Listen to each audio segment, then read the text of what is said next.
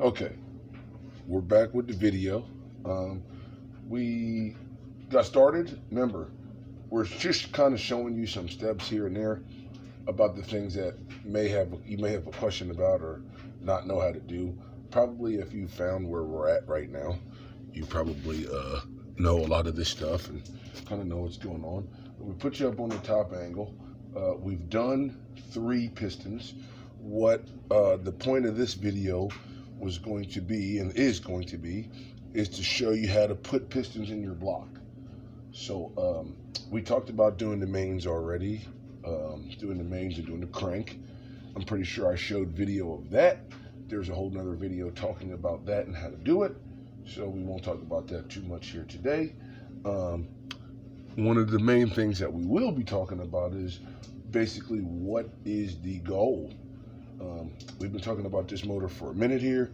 If you see me posting about it on my personal Instagram, if you already follow me on there and you've seen this thing around, and you know, obviously the other posts on the page are of this engine here. The story with this thing is I didn't know what to do, and a lot of things happened. I have other stuff and other projects going on and cars and motors and stuff, but I got this thing for really cheap. It went to the machine shop and it got a whole bunch of work done to it.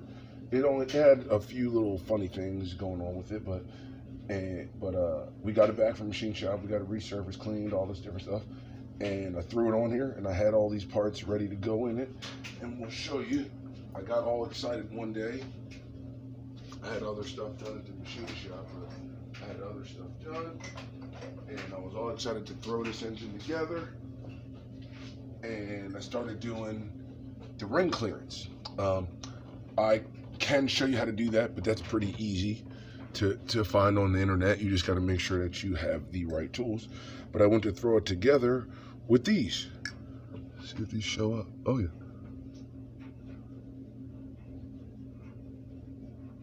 With these and these. It says PR4. I don't know if that's picking up on the rod, but PR4s. I had these rods shot peened for more strength. I had the pistons pressed on these rods. If you don't know, this is a standard LS block, b18b1, and with this, with the b18b1s, cool thing about it is you can use pretty much any stock piston because it's the same bore. So the B16 piston fits on the LS rod with no modifications. Just press on, press off, as long as you get press fit, obviously. That's what I wanted to do, and that's what we're doing. And the reason I think this is a cool mod is because it's still factory. These pistons are aftermarket, but it's a factory piston. Honda thought about putting this in this, you know. They never really made a high compression LS from the factory, right? But obviously they knew, like, oh, okay, you can swap this over and do this. And obviously, you know, those of you guys that know about Honda Performance, you guys know about what's going on there, you know. So anyway, I went to put those pistons in, and my ring clearance was terrible. Couldn't figure it out. Come to find out, these are what came out of it.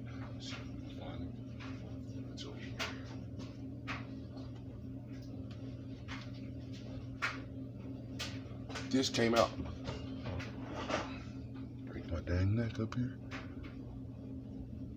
Now you may not be able to see this. I don't know if the camera's picking it up, but this piston is a 50 over.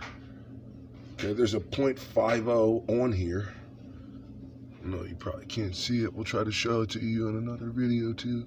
But there's a .50 into this piston that I did not see when I took the motor apart.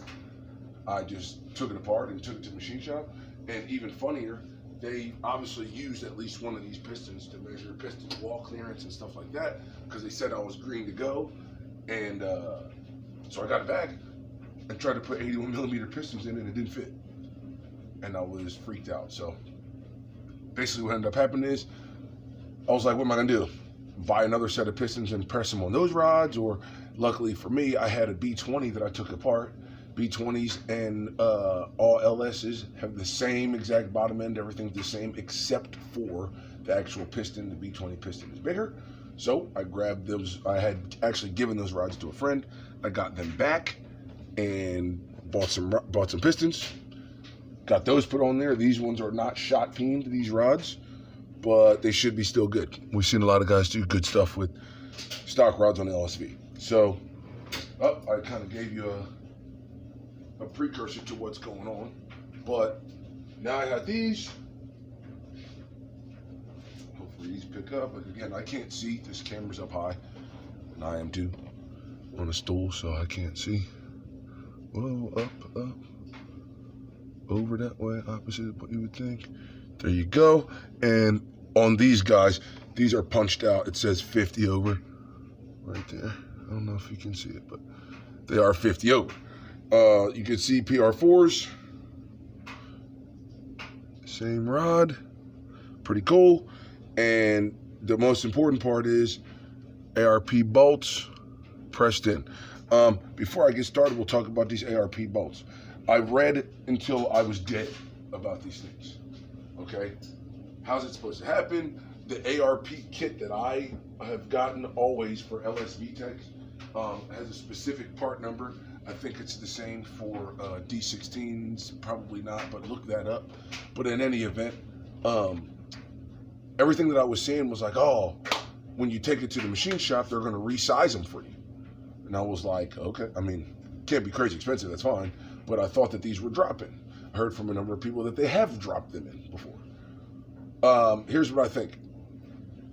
Everyone do what you want, you know? Everyone's gonna do what they want and see what they wanna do.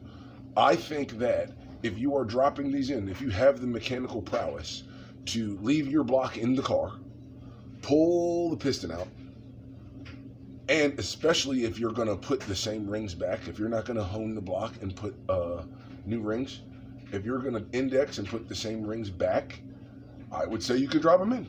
I really think that you can. I think that's what they're made for. Mine were not drop-in for a couple of reasons. Number one, my first machine shop said that they had to resize. They've done 100 of these. Even if the part says that you shouldn't resize, they're going to resize because they've had good success with that. So I just went ahead with it. They didn't bang my head over on the price. But secondly, okay, my new machine shop, when I had the other pistons, I did not keep the end caps, the bottom end cap. What's this video at? Come on. Boom. Oh, here we go. Up. This bottom end cap has to stay with the piston that it came out of when you tear it apart. Okay? This has to stay together. This is cast one piece and then broken when they manufacture it. So it's matched up perfectly. You can't swap these out. Supposedly, I haven't tried it yet. I've heard a lot of things people say you can't, and I do it and it works. But supposedly you can't do that. If you do, which that's what happened, right? I got those rods back from a buddy and the end caps were mismatched. They do end up resizing the end. They end up resizing this for you. And the reason why is because now, even though these were machined together, when they resize both this bottom, I can't get a good view, here we go. When they resize both this guy and the other side, this guy right here, now they match, okay? Now, you're gonna see a number on the side. This is the coolest thing about this whole thing to me, is when they do resize them and they do match them up, look what they did for me. And both machine shops did this. I hope this is catching on the camera, but there's a little number 4 on the top and the bottom now. So now I can never mismatch them ever again. Now, yes, when you take them out, they have this number 3 on there, or some of them have a 2, I believe, but that's the only thing you get, a 3 and a 2. So if you mismatch them, then they're just mismatched, you know what I'm saying? But this is really cool because now these like if I ever have to take this back apart, or if I ever want to, if I ever upgrade pistons and rods, I'll always know which ones go with which. It's really, really cool. With that being said, talking about these ARPs, I think we've talked about these before. We'll talk about them real quick. These rod bolts on the bottom, this is a regular bolt. When you see it in the factory, or if you tear it apart, it's just a regular bolt, okay? These rod bolts from on the B series without VTEC are the same rod bolts that come in a D series, a single cam. So you would think they're not super strong, especially up high. All you need to do, supposedly, again, we'll see how it goes, all you need to do, supposedly, is change these and get your rod piston setup done. As long as you have ARP rod bolts, you do not supposedly have to shot peen these rods. You don't have to go crazy with rods. Okay? I think from what I've been told from multiple folks, LS rods are good like all the way up to 92. I would think with proper fuel, you could probably take them further. But that's, you're talking about cylinder compression and all that kind of stuff. But that's kind of what's going on with this. So what has happened so far is we got stock LS rods, we have B16 pistons, they're punched out, we have ARP rod bolts. Okay, we're gonna drop this in this block for you. There's a bunch of tools that you're gonna need to do this, all right? And some of them are cool, some of them aren't so cool, but you're gonna see it real quick. I'll show you, you'll be kind of hearing me doing it. I'll be talking about it, and also what I'll be doing is talking about what we're actually gonna do with this block while I'm working, so you guys can see. I'm gonna move my stool out the way because you guys are at the high angle. Very good. Oh, last thing, comes with your ARPs, okay? Obviously you can see I have a couple of these things here, but comes with your ARPs, this piece of paper, right? ARP recommends a stretch method to bolt your bolts on, your rod bolts when you drop these pistons in here, okay? You need a stretch, you need a stretch gauge for that, okay? The next step is, after it says recommend stretch method, is if you do not have stretch gauge, torque bolts to 26 foot-pounds using ARP Ultra Torque Fastener Assembly Lubricant. So let's show you that. Yep, usually comes in there. Some of you guys that work in shop probably have the bottle. All right, and you already know we've seen the torque wrench before. And also, after that 26 foot-pounds, like I just said, the connecting rod should always be resized after new rod bolts are installed. It's pretty cool. I mean, they say it. I think, now, you know, ARP do what they do. I think they say that to obviously cover themselves. If they don't say that, and then you put that in a stock motor and it blows up any sort of way, they're not going to be liable for that. So they put that in directions to cover themselves. Maybe one day, if we ever have crazy bread, we'll try it. But we don't have that right now. So, okay. First thing that we're gonna do, oh, you didn't see this, but first thing that we already did was we already put oil control rings on this thing. These pistons came with Hastings rings. The truth of the matter is, before we even get going, is they were a little looser than I'd like them. There's a whole bunch of rules about rings and gaps, and basically you want to make sure your ring gap is good enough. That's the distance that the opening on the ring has on the ring land here, because once this thing heats up, especially when you're doing high performance stuff or endurance stuff or whatever, and the ring expands, if the ends touch together, boom, it blows up. And I haven't seen that personally, but I've heard a lot of people talking about ring land failure. So that's what we're talking about with rings. The thing about the rings is, I wanted 016 out of the bag. I'm talking about my top ring. Out of the bag, they were 017. How do you do that, right? How do you check your ring gap, right? First thing that you're gonna do, this is gonna be my top piston ring. I'm sure you can see this, okay? The first thing that you would do is you wanna put this thing down in the bore and turn it and kind of get this joint in there. Then, now I prefer to do this with the actual piston that's going to go in that cylinder. I'm sure you can use another, but you'll square it with the piston. Push it down some, get it nice and square. Very cool. And then,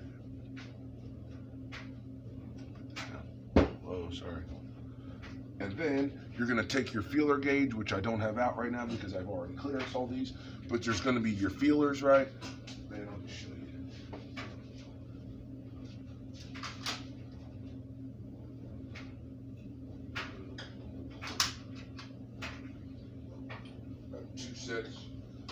One set of feeler gauges, I never change them because they are full valve adjustments for LS. I never change them, that way I know how I like it, because every time I've done them like that. Clearance, it is nice quiet. But you get your, oh my goodness, I can't push mine, what's going to do? There we go. You get your feeler gauges. You gotta see these things, right? And on these feeler gauges has different, basically how thick the actual piece of metal is, and then you get down in there, put it in between, see how it feels. Basically, the way how I like to do feelers is find out the size I want, go try to put one size bigger in the space, make sure the next size up does not fit. If it does, not good. You need something smaller. Okay, so that's how you do rings. You guys know how to do that. We'll pull this guy back out. Okay, make sure you mark your rings, all that stuff. I already did the oil control rings. Okay, oil control rings are the bottom. There's 3 ringland areas on your piston. Oil control rings is the bottom.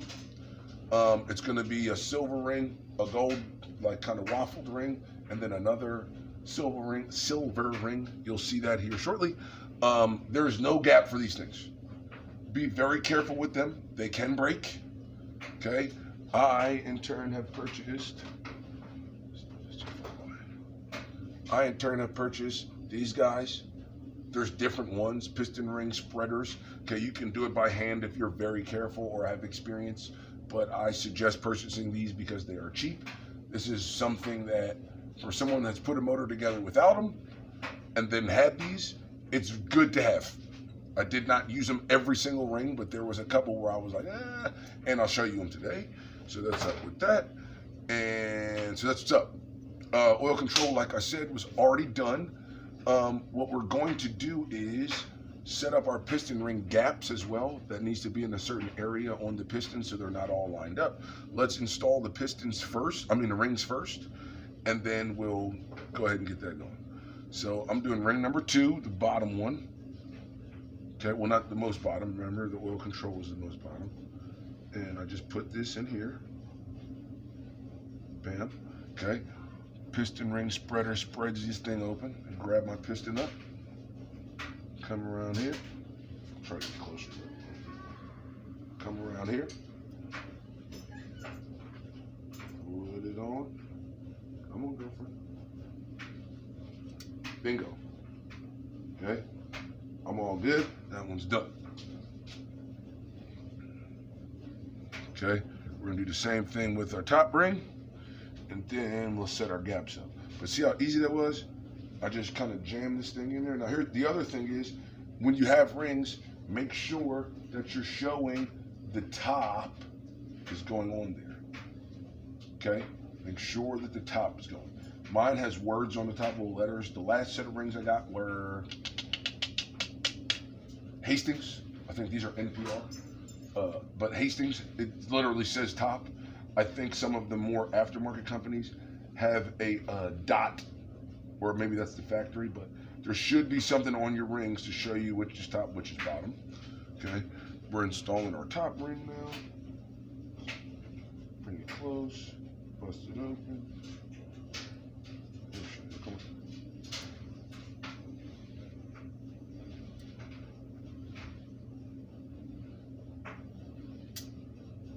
Bingo. All set. Okay, so I'm not going to show, like you can see I have the rings on the piston, right? I'm going to set up where the gaps are. If this is shown right, but I'm going to show up where the gaps are. All right. I'm not going to show you, like I'm not going to flash something on the screen or on the camera to show you where that is. But find a picture of it online. Find a Chilton's. My Chilton's is out. That's the only reason why I said that. Find a Haynes manual. You don't even have to buy the book, right? You can just Google this thing online and find it. But there's specific spots on the piston where you want this gap to be. Okay? And there's different strokes for different folks. You're going to have different engine builders saying this is how they do it, this is how they do it, this is how they do it. I use the old school way. Okay? I have my Honda Builder book that even though I know how to do this, I still set it up in front of me so that visually I can see what to do. You know what I'm saying? And then I still set it up and it starts going quick. You'll probably need a little tool. Try not to find something that's too sharp. Okay? These are expensive. These are from the tool truck, the little Mac, the Mac tool truck. But these are like little pocket screwdriver type thing with a harder end here. Okay, I bought the kit. I think it was $35 or $40 for 2 of them. Everyone's, oh, it's so expensive. These things are awesome. Does everything. Like really, every time you need to kind of get in it, just does it. Like I said, I one at work, one at home. I use them all the time. I am going to shut the video off for this. I am going to set up my piston ring gap. Then I'm going to start another video about dropping her in. It's going to splice together. Do not be concerned.